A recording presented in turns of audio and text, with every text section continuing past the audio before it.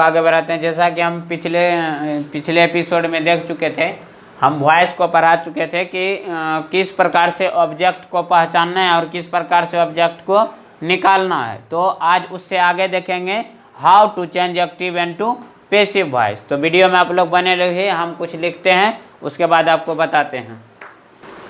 तो देखिए, हम जैसा कि लिखे हैं, जनरल रूल है कि how to change active into passive voice, ठीक है।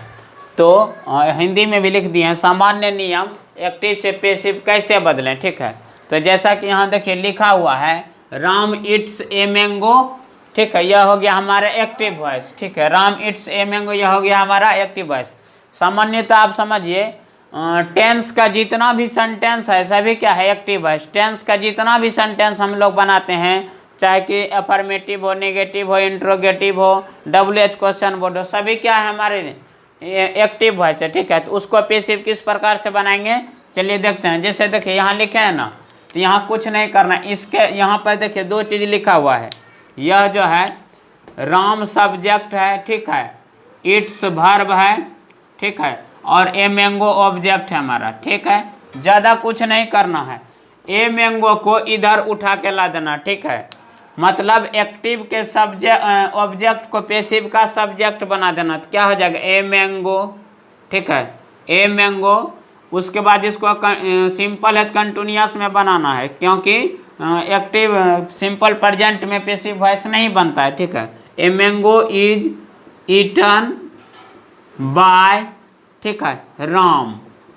A mango is eaten by Ram. तो देखिए इसको किस प्रकार से, इसका जो ऑब्जेक्ट रहे सब्जेक्ट रहेगा एक्टिव का सब्जेक्ट, इसका पैसिव का ऑब्जेक्ट बना देंगे, ठीक।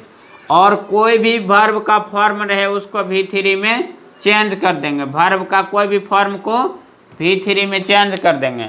और क्या कहता है, ऑक्सिलरी वर्ब जो है ना, टेंस के अनुसार ऑक्सिलरी वर्ब को लगाएंगे। तो हम आपको बताते हैं कि इसका रूल को किस प्रकार से 5 भाग में बांट देंगे। तो आप लोग वीडियो के साथ बने रहिए।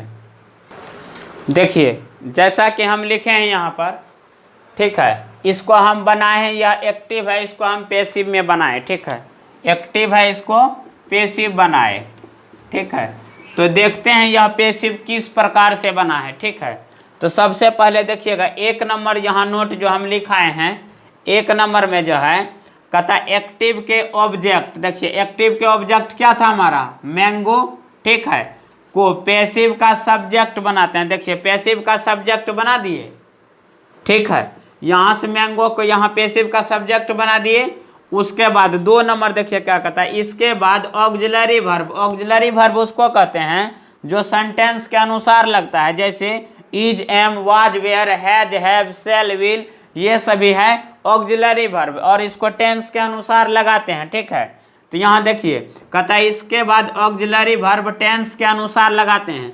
यह सिंपल प्रेजेंट का सेंटेंस था, तो इसको कंटिन्यूअस में बनाएंगे। तो यहाँ हो गया देखिए ए मैंगो, और कंटिन्यूअस में बनाएंगे तो सिंगुलर है तो इज लगाते हैं, लगाएंगे, और प्लूरल रहता तो आर लगाते, आई रहेगा तो एम लगाएंगे, ठीक है। तो इतना समझना है आपको। तो ए मैंगो इज, और वर्ब के देखिए तीसरा देखिए क्या कहता है, एक्टिव के मेन वर्ब। मेन वर्ब हमारा क्या है, इट है यहाँ पर। कहता है एक्टिव के मेन वर्ब के किसी भी रूप को पैसिव में V3 में लिखते हैं। मतलब एक्टिव का वर्ब V1 हो या V2 हो या V3 हो या V5 हो, कोई भी रहेगा तो उसको हमको V3 में लिखना है। यहाँ क्या लिख दिए हम, ईटन, इट्स हो गया V5, ईटन हो गया V3।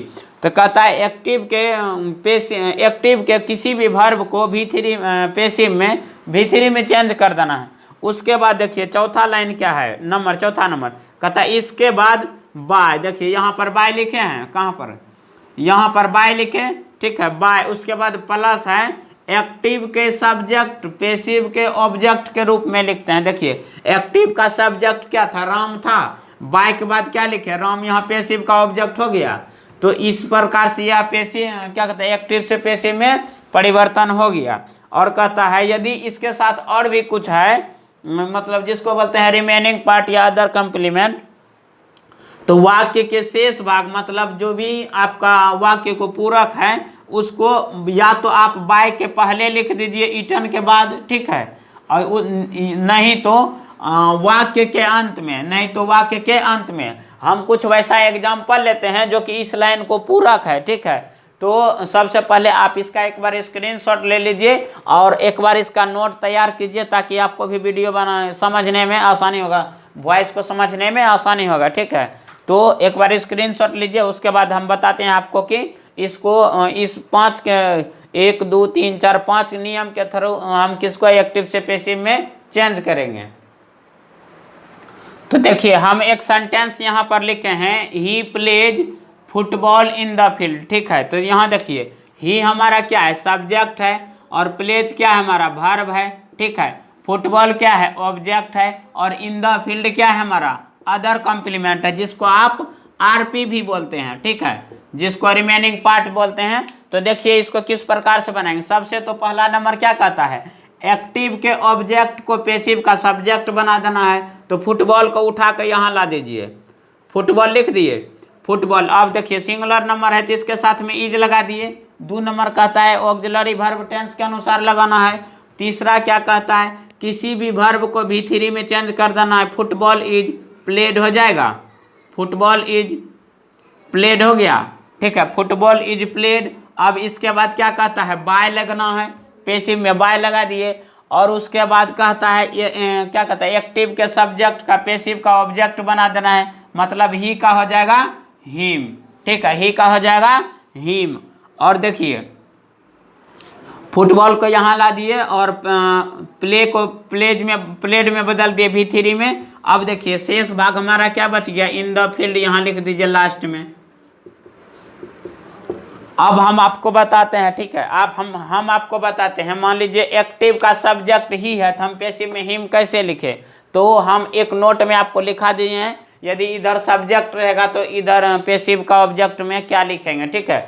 आप पहले एक बार इसका स्क्रीनशॉट लीजिए, आपको बताते हैं एक्टिव से पैसिव में सब्जेक्ट ऑब्जेक्ट बनाने में क्या करना है। तो देखिए हम यहाँ पर लिखे हैं एक्टिव का सब्जेक्ट को पैसिव के ऑब्जेक्ट में कैसे लिखना है, ठीक है।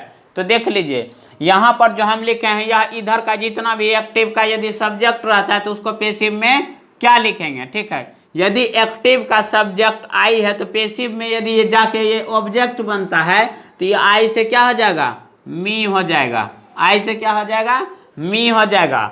और एक बात ध्यान रखिएगा, यदि यह एक्टिव का ऑब्जेक्ट है, ठीक है, एक्टिव का ऑब्जेक्ट और पैसिव में लिखना है, मी है तो इधर आके ये क्या हो जाएगा, आई हो जाएगा, ठीक है, उल्टा है। यदि एक्टिव का सब्जेक्ट है तो पैसिव का ऑब्जेक्ट जाएगा तो मी हो जाएगा।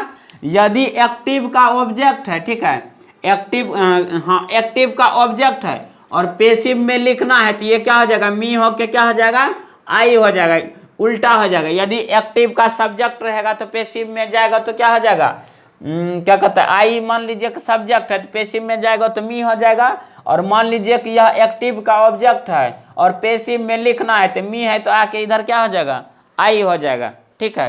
तो इसलिए हम एरो के द्वारा इसको लिख देते हैं, वी का होगा अस होगा, वी का अस होता है, ठीक है, इधर गया फिर इधर से इधर आ गया, यू का यू ही रहेगा, इधर से इधर और इधर से इधर, सी का हर होता है और फिर मान लीजिए कि हर ऑब्जेक्ट है तो सी हो जाएगा, ठीक है, ही